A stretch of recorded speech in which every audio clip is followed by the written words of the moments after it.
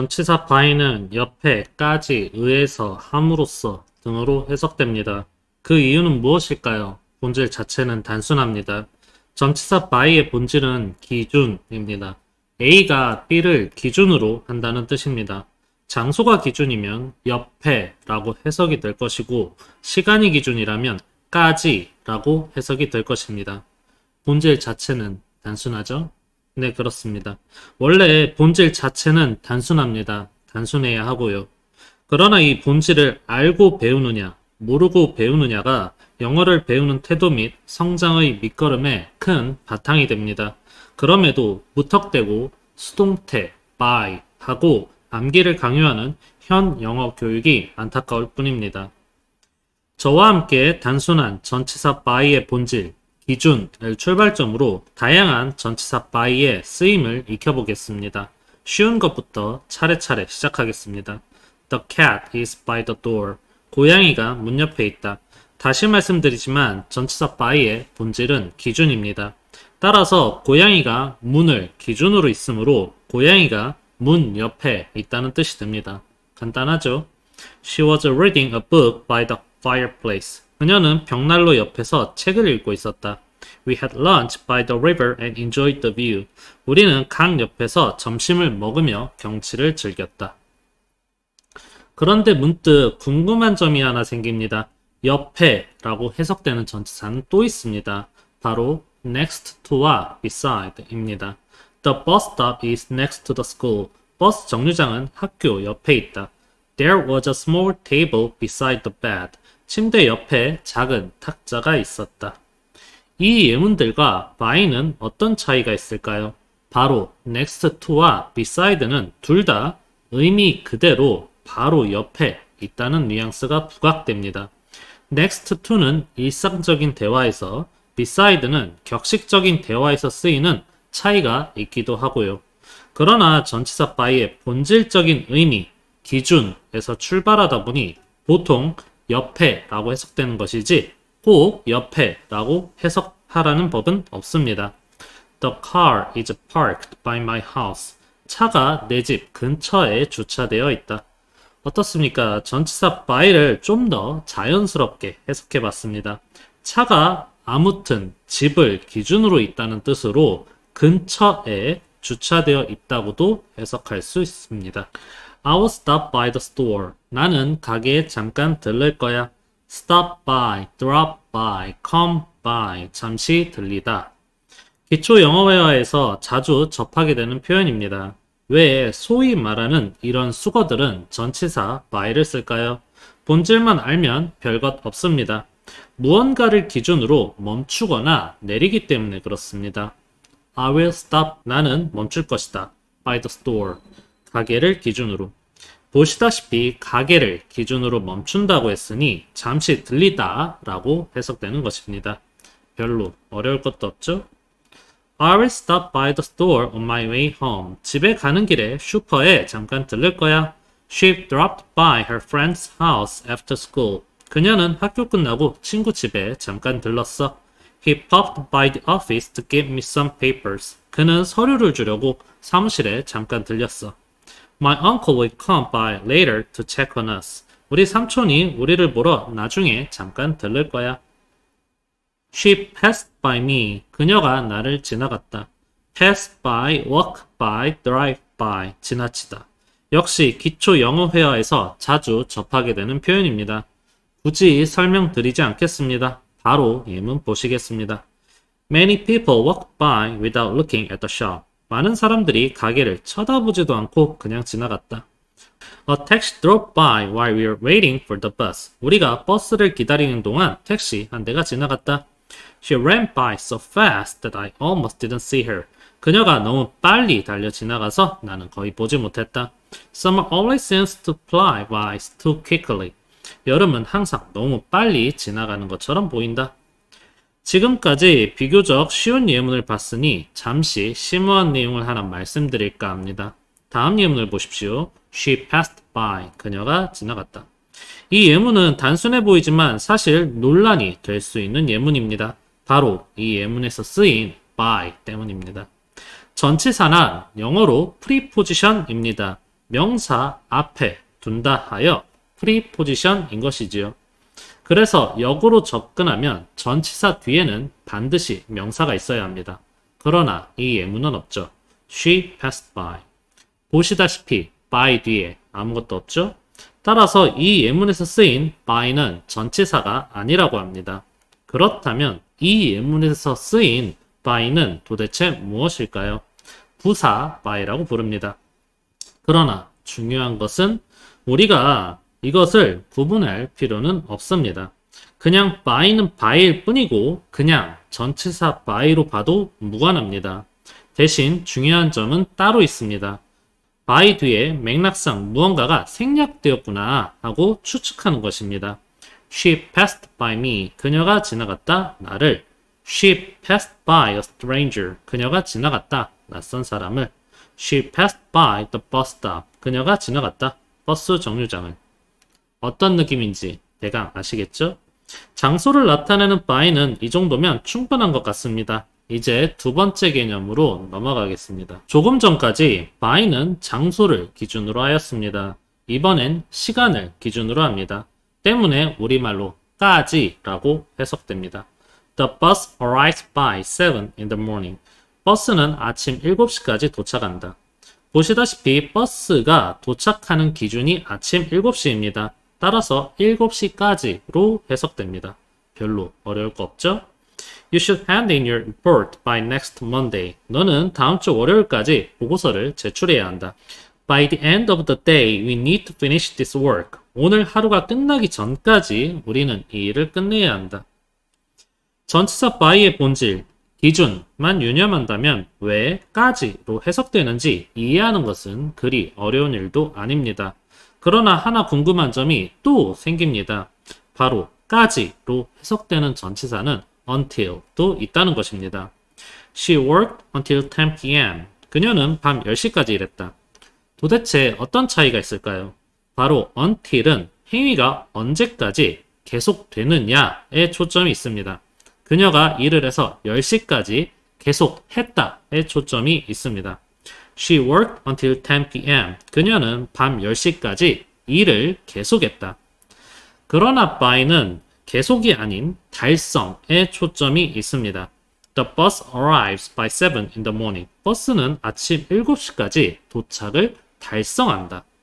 비슷한 예문으로 한 번 더 비교해 보겠습니다. Finish your homework by 9 p.m. 밤 9시까지 숙제를 끝내라. 숙제를 9시까지 달성함. Do your homework until 9 p.m. 밤 9시까지 숙제를 계속해라. 숙제를 9시까지 계속함.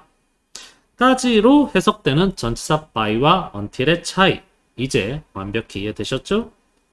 자, 다음 개념은 단위의 by입니다. 단위의 by를 말씀드리기 전에 잠시 짧은 제 경험을 말씀드려야겠군요. 저는 제주도 1년 살기를 해본 적 있습니다. 그리고 그곳에서 1년 동안 살기 위해 집을 구해야 했죠. 여기서 제주도만의 특이한 문화가 있는데 바로 연세라는 개념입니다. 저는 이전에 자취생활을 하며 월세를 냈기에 당연히 제주도도 그럴 줄 알았는데 달랐습니다. 제주도에서는 달마다 월세를 내는 것이 아니라 연마다 연세를 내는 문화였던 것입니다. 즉, 한 달이 아닌 1년을 기준으로 1년 단위로 집세를 내야 합니다. I pay the rent by the month. 나는 달마다 집세를 낸다. I pay the rent by the year. 나는 연마다 집세를 낸다. 어떻습니까? 왜 by가 쓰이는지 이해되시죠? 무언가를 기준으로 삼는다는 말은 곧 그 무언가를 단위로 삼는다는 뜻이기도 합니다. 추가 예문 보고 넘어가겠습니다. She buys eggs by the dozen. 그녀는 달걀을 한 다스씩 산다. You can rent a bike by the week. 자전거는 주 단위로 빌릴 수 있다. Farmers usually sell rice by the kilo. 농부들은 보통 쌀을 킬로그램으로 판다. The workers are paid by the hour. 노동자들은 시간당 급여를 받는다. 자, 여기까지. 크게 어렵지 않으시죠? 다음 개념들은 더 쉽습니다. 전치사 by의 본질이 기준이라는 것만 유념하시면 됩니다. 무언가를 기준으로 승리하면 by는 차이를 나타내고 무언가를 기준하여 행동하면 by는 준거를 나타내고 무언가를 기준으로 판단하면 by는 근거를 나타냅니다. 긴 설명 없이 바로 각 개념에 해당하는 예문을 보여드리겠습니다. She is older than her brother by 3 years. 그녀는 남동생보다 3살 많다. We won the race by 5 seconds. 우리는 5초 차이로 경주에서 이겼다. He lives by his own principles. 그는 자기 원칙에 따라 산다. By tradition, the eldest son inherits the house. 전통에 따르면 장남이 집을 상속한다. I guessed his age by his voice. 나는 목소리로 그의 나이를 짐작했다. You can guess his job by his uniform. 그의 유니폼을 보고 직업을 짐작할 수 있다. 자, 여기까지 잘 따라오고 계시죠? 지금까지 우리는 전치사 by의 본질, 기준에 따른 장소, 시간, 단위, 차이, 준거, 근거의 쓰임을 보았습니다. 이제는 딱 2가지 개념만 남았습니다. 하나는 수동태에서 자주 다루는 주체의 by이고 나머지 하나는 글을 재밌게 만드는 방법의 by입니다. 전치사 by는 수동태에서 자주 언급됩니다. 그래서 수동태 by로 그냥 외우는 현상이 일어나는데 이는 오히려 시야가 좁아지는 저주를 불러일으킵니다. 당장 이 저주에서 벗어나야겠습니다. A Song by BTS. BTS가 부른 노래. 이 예문은 BTS에 의한 노래라고 해석해도 됩니다. 그러나 좀 더 자연스럽게 BTS가 부른 노래라고 해석해봤습니다. 왜 이렇게 해석될까요? 이 역시 전치사 by의 본질, 기준을 적용하면 쉽게 이해됩니다. A song, 노래인데 by BTS, BTS를 기준으로 한 노래라는 뜻입니다. 따라서 BTS에 의한 노래로도 해석이 되고 BTS가 부른 노래라고도 해석되는 것입니다. A painting by Picasso, 피카소가 그린 그림. A poem by William Shakespeare, 셰익스피어가 쓴 시. 보시다시피 위 예문 전부 작품이나 발명품 등의 기준이 되는 것, 즉 주체가 되는 창작자나 행위자를 나타낼 수 있습니다. 결론입니다. 전치사 by는 행위의 주체를 나타낼 수 있습니다. 저는 학창시절 늘 궁금했습니다. 문법을 배울 때 수동태 공식은 B 플러스 PP인데 실전에서는 B 플러스 PP가 아니어도 수동태로 쓰이는 예문이 많았기 때문입니다. 사실 알고 보면 PP 자체가 수동태였고 B 플러스 PP는 그 일부였습니다. 주객이 전도된 것이죠. 수동태 by 예문도 간단히 살펴보겠습니다. Spider-Man played by Andrew Garfield. 앤드류 가필드가 연기한 스파이더맨. A movie directed by Christopher Nolan. 크리스토퍼 놀란이 감독한 영화. A flooding was caused by the heavy rain. 그 홍수는 폭우 때문에 발생했다. A disaster caused by the tsunami struck the city. 쓰나미로 인해 발생한 재해가 그 도시에 닥쳤다. 어떻습니까? 아무래도 수동태가 결합하니 더 어려워졌죠? 이는 아마 전치사 by의 문제라기보다 수동태 자체에 대한 문제가 아닐까 합니다. 부지런히 이래서 수동태에 관한 영상도 올리겠습니다. 많은 관심과 기대 부탁드립니다. 자, 이제 마지막 개념이 남았습니다. 바로 방법의 by입니다. 방법의 by는 말을 재밌게 하는 표현이기도 하며 학생들에게는 수능 지문을 빠르게 파악하는 중요 노하우이기도 합니다. He came to school by bus. 그는 버스를 타고 학교로 왔다. 위 예문은 기존 영어에서는 그냥 by 플러스 교통수단으로 암기하는 내용입니다. 하지만 이렇게 외우면 재미없죠. 교통수단 앞에는 전치사 by뿐만 아니라 전치사 in, on도 가능합니다. 따라서 by 플러스 교통수단이라는 주입식 영어는 뭐랄까 마치 하늘을 손으로 가리려고 시도하는 것 같다 할까요? 우리가 알아야 할 것은 왜 by를 썼느냐입니다. 그리고 우리는 이미 전치사 by의 본질을 알고 있습니다. 바로 기준이었습니다. 즉, 그가 학교에 버스를 기준으로 왔다고 생각해 볼 수 있습니다. 여기서 조금 더 확실하게 이해를 도와드리면 당연히 버스만을 타고 학교에 오지는 않습니다. 버스 정류장까지 걸어가서 타고 내리기도 하겠죠. 하지만 기준이 되는 주된 이동수단은 버스였다는 것입니다. 학교까지 올 수 있었던 기준, 주된 방법이 버스였다는 것입니다. 특정한 탈 것을 강조하는 전치사 in이나 진행 및 탑승을 강조하는 전치사 on과는 결이 다릅니다. 전치사 by는 주된 방법을 강조합니다. We went to Busan by train. 우리는 기차로 부산에 갔다.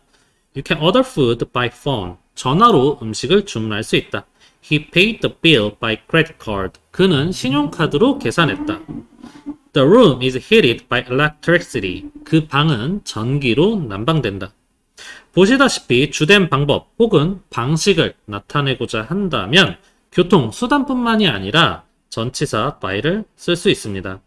by 플러스 교통수단은 이제 그만 잊으십시오.